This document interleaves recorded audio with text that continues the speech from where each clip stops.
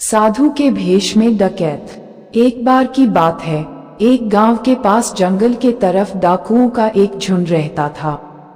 उन डाकुओं का सरदार साधु के भेष में रहता था।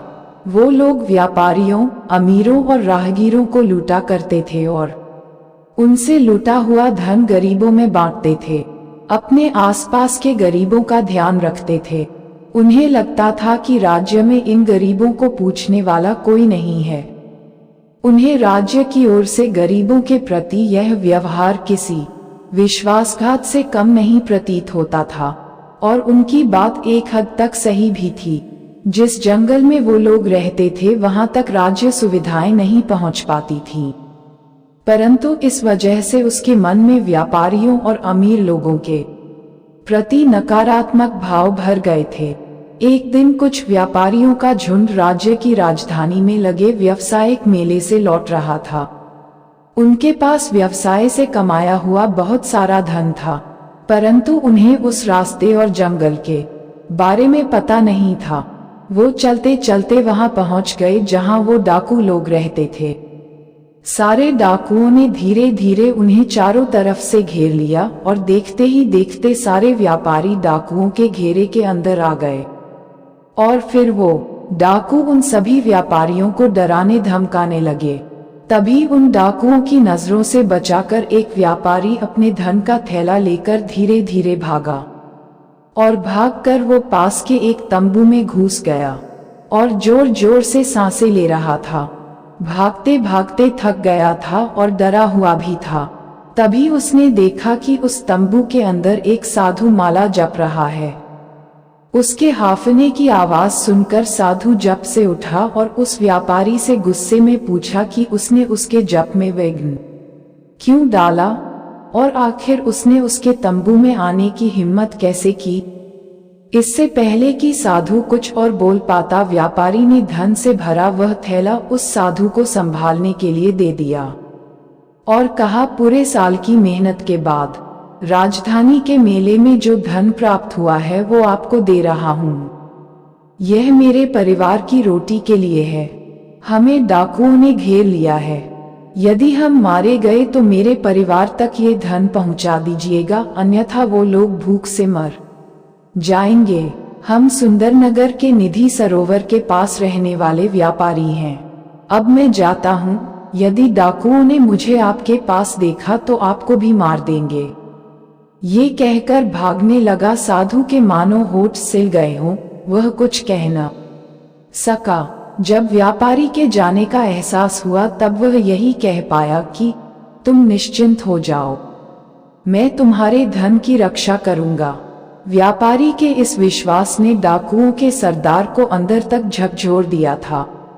वह ये सोचने पर मजबूर हो गया कि क्या राज्य की सुविधाएं उस जंगल में न पहुंच पाने की वजह से वह जिन लोगों को लूटता था वो गलत था, क्योंकि वो भी तो मेहनत से धन कमाया करते थे और उन्हें राज्य से ये धन प्राप्त तो नहीं होता था। इन सब बातों ने उन डाकुओं के सरदार को परेशान कर दिया। उसे ऐसा लगता था कि वो सही काम करता है, जबकि आज उसे अपने किए पर पछतावा हो रहा था। तभी उसे व्यापारियों के चीखने की आवाज आई। वो भागता हुआ बाहर आया और उसने देखा कि व्यापारियों को बंदी बनाकर उन्हें उसके चेले डाकू मार रहे हैं। तभी वो तंबू के अंदर से छुपकर बाकी डाकुओं को रुकने का आदेश दिया।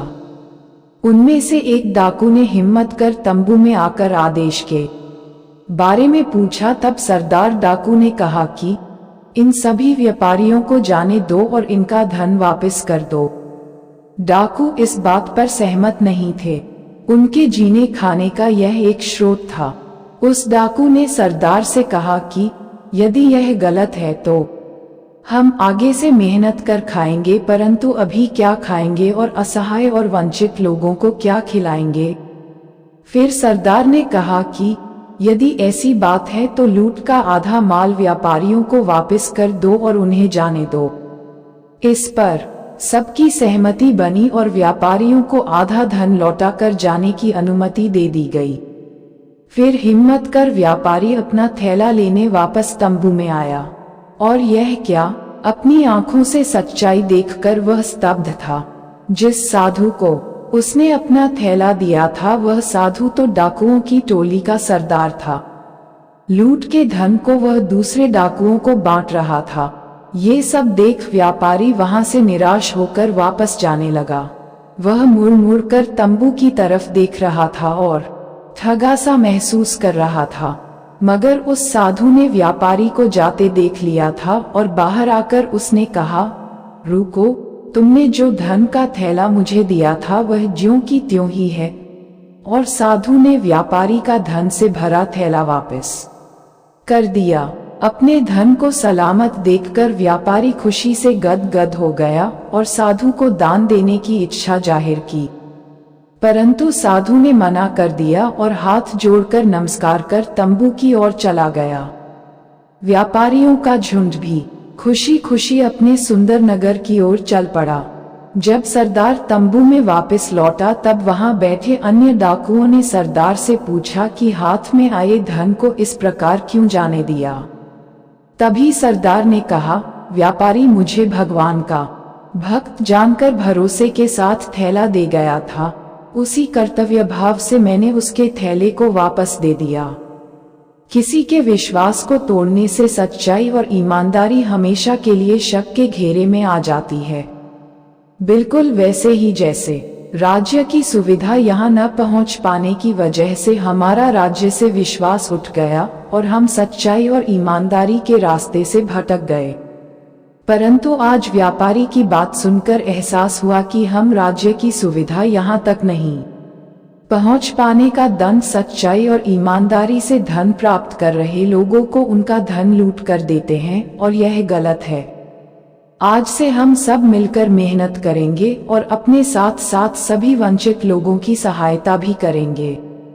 सब सरदार की बात से सहमत हुए और डकैती छोड़कर ईमानदारी से धन कमाने की प्रतिज्ञा ली।